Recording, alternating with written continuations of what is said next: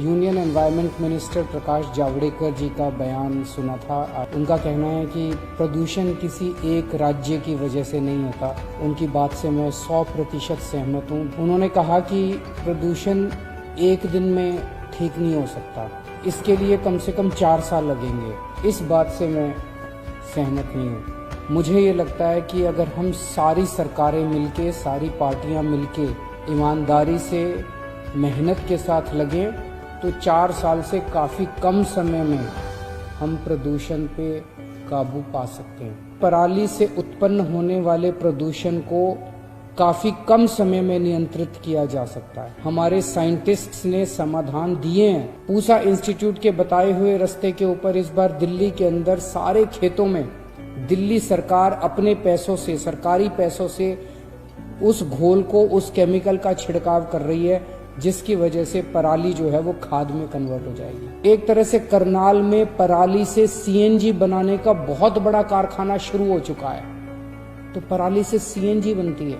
क्यों नहीं बनाते हम लोग? और वो फैक्ट्री जब किसानों से पराली लेती है तो किसानों को पैसे देती है, पराली खरीदती है, किसानों की इनकम हो रही है।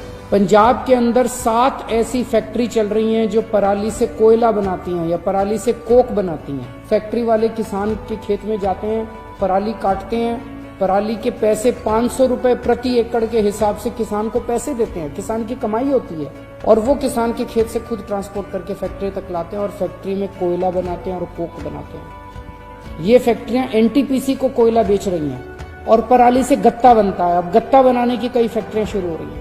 मेरी केंद्रीय पर्यावरण मंत्री जी से अपील है कि हर महीने नॉर्दर्न इंडिया में पराली से उठने वाला धुआं एक बड़ा पोल्यूशन का कारण है, इसीलिए उत्तर प्रदेश, दिल्ली, पंजाब और हरियाणा, इन चारों राज्यों के मुख्यमंत्रियों के साथ हर महीने केंद्रीय पर्यावरण मंत्री को मीटिंग करनी चाहिए। और जब तक पराली की समस्या का समाधान नहीं हो सकता, हर महीने मीटिंग करके इसकी शार्प डेडलाइंस बननी चाहिए, टाइमलाइंस बननी चाहिए और उसके हिसाब से इसके ऊपर काम होना चाहिए। तभी हम इसके ऊपर इसका समाधान निकाल पाएंगे।